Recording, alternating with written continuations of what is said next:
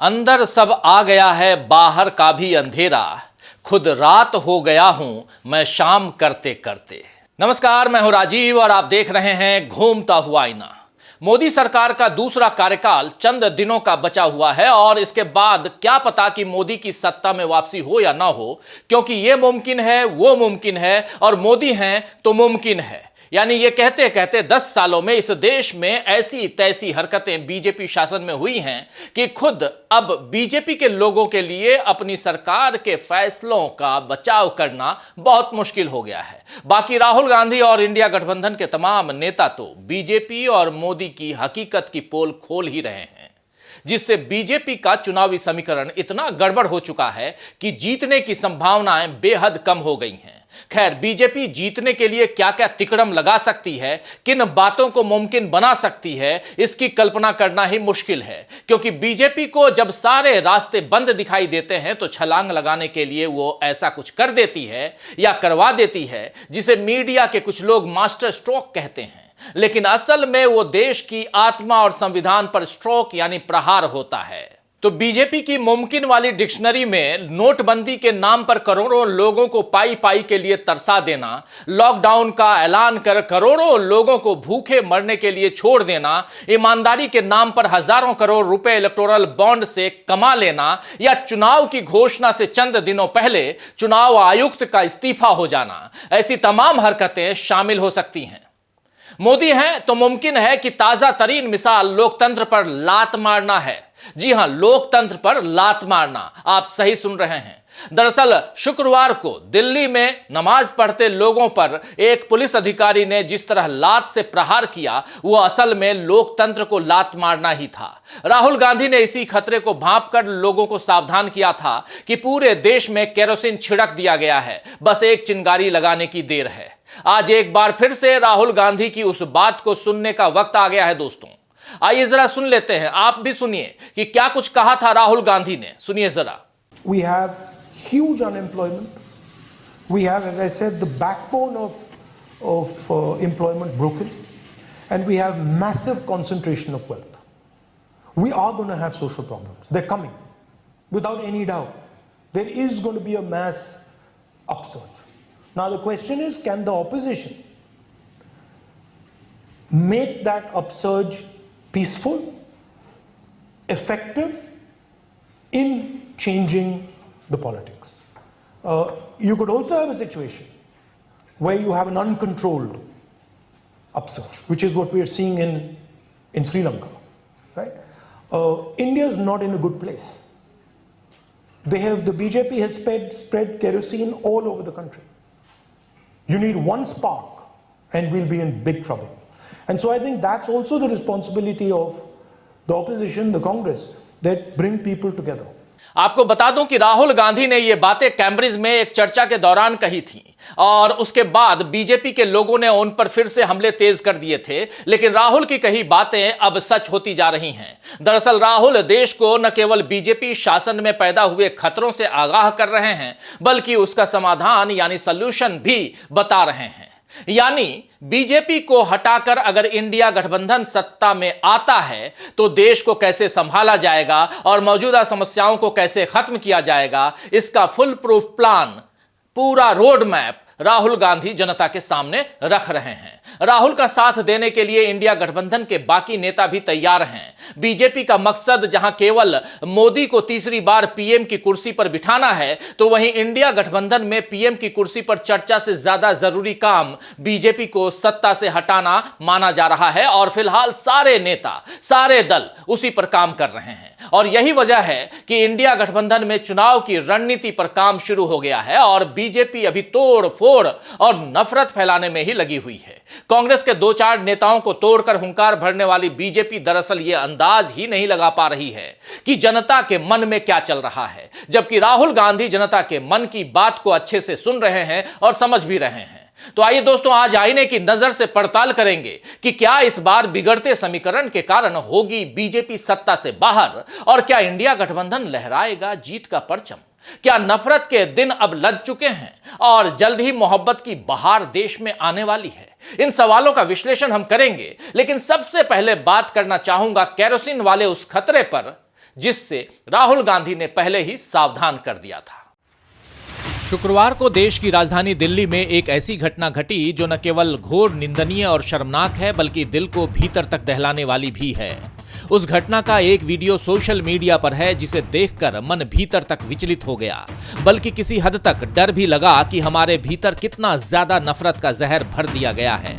दरअसल सजदे में झुके लोगों पर पीछे से आकर लात मारना न किसी संवैधानिक ड्यूटी का पालन है और न किसी धर्म का पालन, बल्कि ऐसा काम केवल शैतानी प्रवृत्ति के लोग ही कर सकते हैं। और धर्म के नाम पर बीजेपी ने नफरत का जो जहर देश में फैलाया है उसमें लोग अब इसी तरह शैतान ही बन रहे हैं। कभी स्कूल में एक धर्म के बच्चे को दूसरे धर्म के बच्चों से पिटवाया जाता है तो कभी अस्पताल में दुआ पढ़ रहे लोगों पर सवाल किए जाते हैं और अब सजदा कर रहे लोगों को पुलिस अधिकारी ने लात मारी है।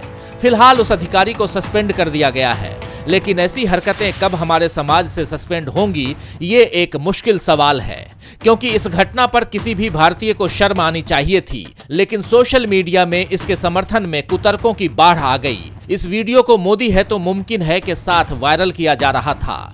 सड़क पर नमाज क्यों पढ़ रहे हैं, मस्जिद में क्यों नहीं पढ़ रहे, कांवरियों से इसकी तुलना क्यों कर रहे हैं, ऐसे कुतर्क सोशल मीडिया पर खूब चले। जब प्लेन में हनुमान चालीसा का सामूहिक पाठ हो या स्टेशन पर गरबा किया जाए या सड़क के बीच में शामियाना गाड़कर जगराते होने पर लोगों का हिंदुत्व जागता है और दूसरे धर्म के लोगों को प्रताड़ित होते देखने पर भी आपका धर्म का जो नशा है वो नहीं उतरता है, तो इसका मतलब है कि हम सब भीतर ही भीतर बहुत बीमार हो चुके हैं। और इस धार्मिक नफरत की बीमारी का एक ही इलाज है कि देश को संविधान के रास्ते पर चलाने वाला प्रधानमंत्री मिले, जो अपना दुखड़ा रोने या अतीत की सच्ची झूठी बातों को बताकर लोगों को बरगलाना छोड़े और मुद्दे की बात करे। अभी जो 10 साल से प्रधानमंत्री की कुर्सी पर सेवा के नाम पर बैठे हुए हैं और जो तीसरी बार भी प्रधान सेवक बनना चाहते हैं, उनके बचपन और जवानी के किस्सों को भी मोदी है तो मुमकिन है वाली लिस्ट में जोड़ लेना चाहिए। ये वीडियो देखिए जरा। मैं अपना बचपन का एक अनुभव बता दूं। मैं ट्रैवलिंग करता था बहुत, और कभी आरक्षण रिजर्वेशन तो कोई सोचता ही नहीं था। भीड़ बहुत होती थी अनरिजर्व डिब्बे में। तो मैं क्या करता था, देखता था कि यहां थोड़ा मौका है तो मैं किसी का हाथ पकड़ के शुरू करता देखना। तुरंत लोग मेरे लिए सीट की व्यवस्था करते थे।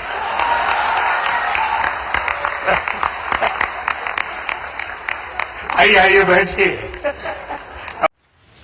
लोगों को झांसे में डालकर अपने बैठने का इंतजाम कैसे किया जा सकता है, इसे मोदी ने अपना ही उदाहरण देकर समझा दिया। 2014 में महंगाई, बेरोजगारी और भ्रष्टाचार से मुक्ति का झांसा था। 2019 में देश की सुरक्षा का झांसा था। 2024 में 50 से 100 बरस बाद के भारत की बात हो रही है। भारत को सबसे शक्तिशाली बनाने का झांसा दिया जा रहा है।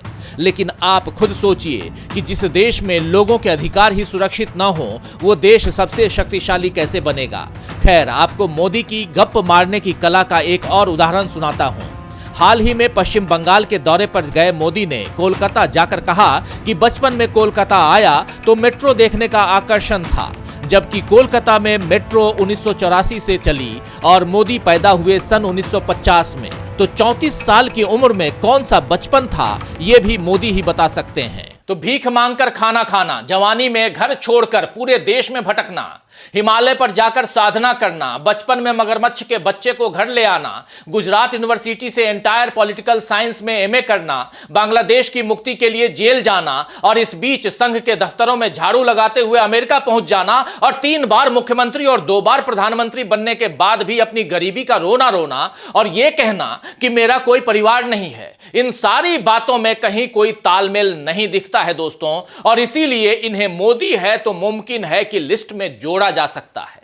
देश भी फिलहाल ऐसे ही बिना तालमेल के चल रहा है, जहां यही समझ नहीं आ रहा है कि अदालतें, जांच एजेंसियां, निर्वाचन आयोग, आरबीआई, बीजेपी मुख्यालय, इन सबको अलग अलग करके देखा जाए या सबका ठिकाना एक ही है। बीजेपी का असली काम कहां से संचालित हो रहा है, यह समझ ही नहीं आ रहा है। मोदी है तो मुमकिन है को सच साबित करते हुए कलकत्ता हाईकोर्ट में जस्टिस के पद से इस्तीफा देकर अभिजीत गंगोपाध्याय राजनीति में आ गए और फौरन बीजेपी में शामिल हो गए। राम मंदिर बनाने का फैसला सुनाने वाले पूर्व सीजेआई रंजन गोगोई भी जब राज्यसभा में आए थे तो आश्चर्य हुआ था, लेकिन वहां बीजेपी का साथ खुलकर न देने की थोड़ी बहुत पर्दादारी रखी गई थी। यहाँ तो उतना लिहाज भी नहीं किया गया, बल्कि अब एक बंगाली टीवी चैनल के कार्यक्रम में इंटरव्यू के दौरान गंगोपाध्याय से गांधी और गोडसे में से किसी एक को चुनने के लिए कहा गया तो उन्होंने कहा कि मैं अभी इसका उत्तर नहीं दूंगा, मुझे इस पर विचार करने की जरूरत है। गांधी और गोडसे में किसी को चुनने के लिए विचार की जरूरत पड़े तो समझ लेना चाहिए कि मामला संगीन है।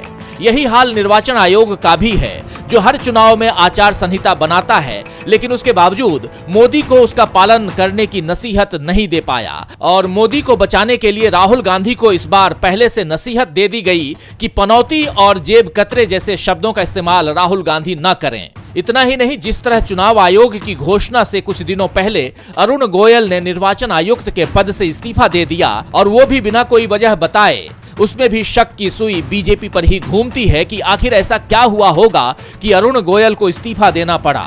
ईडी, सीबीआई और आईटी का खेल भी अब चुनाव से पहले तेज हो गया है।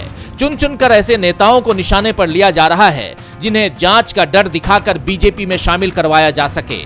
बीजेपी को वॉशिंग मशीन कहना भी अब कम है, अब तो बीजेपी पूरी की पूरी धोबी घाट बन चुकी है। तो जांच एजेंसियों और संवैधानिक संस्थाओं के साथ साथ अब न्यायपालिका से बची हुई उम्मीदें भी खत्म होती जा रही हैं। पिछले महीने जब 15 फरवरी को मुख्य न्यायाधीश जस्टिस चंद्रचूड़ वाली बेंच ने इलेक्टोरल बॉन्ड को खारिज करने का फैसला सुनाया था और एसबीआई को 6 मार्च तक सारे आंकड़े चुनाव आयोग को देने को कहा था, तो चुनाव में पारदर्शिता की उम्मीद जगी थी। लेकिन एसबीआई ने कहा कि हम 30 जून तक ये काम कर पाएंगे, क्योंकि इतने डेटा को मिलाने में समय लगेगा। बीजेपी के मददगारों के नाम को छिपाने की ये चालाकी न केवल बेशर्मी का उदाहरण है दोस्तों, बल्कि कोर्ट के आदेश की अवमानना भी है। एडीआर ने इस पर सुप्रीम कोर्ट में एक अवमानना की याचिका दायर भी की है, लेकिन इस पर कोई सख्ती तो तभी दिखाई जाएगी जब अदालत इसे वाकई अपनी अवमानना माने और एसबीआई की बहानेबाजी को रोके, वरना याचिका लगाने और तारीख मांगने का सिलसिला तो चलता ही रहेगा और बेईमानी के अंधेरे में चुनाव हो भी जाएंगे। इस अंधेरे को दूर करने के लिए राहुल गांधी, कांग्रेस पार्टी और इंडिया गठबंधन के नेता न्याय की मशाल लोगों को दिखा रहे हैं। 2019 की हारी हुई बाजी को इस बार जीतने के लिए जनता का साथ इंडिया गठबंधन ले रहा है। राहुल गांधी ने हाल ही में युवाओं के लिए नौकरी की जो गारंटी पेश की है, जिस तरह किसानों के लिए एमएसपी का वादा किया है और जातिगत जनगणना करने का ऐलान किया है, वो बता रहा है कि अगर इंडिया गठबंधन सत्ता में आया तो देश को नए सिरे से खड़े करने का काम फौरन शुरू हो जाएगा। यानी बीजेपी के नेता अभी इसी उलझन में पड़े हुए हैं कि कांग्रेस को तोड़कर लाए हुए नेताओं को कैसे संभालें, उम्मीदवारों की घोषणा के बाद अपने नाराज नेताओं से कैसे निपटें या कैसे उन्हें खुश करें, अपनी फैलाई हुई नफरत को जनता के बीच जाकर कैसे जस्टिफाई करें, कैसे समझाएं उन्हें कि राम मंदिर के उद्घाटन के बाद भी राम राज्य लाने में मोदी नाकाम क्यों हो रहे हैं। जनता के सवालों के जवाब बीजेपी के पास नहीं हैं और इंडिया गठबंधन लोगों को सवाल पूछने के लिए जागरूक कर रहा है। खैर, शायर जफर इकबाल ने ठीक ही फरमाया है कि उसी ने रूप बदल कर जगा दिया आखिर, उसी ने रूप बदल कर जगा दिया आखिर, जो जहर मुझ पे कभी नींद बन के छाया था। तो आज के लिए बस इतना ही, फिर मिलेंगे खबरों के नए आईने के साथ। तब तक देखते रहिए डीवी लाइव। नमस्कार।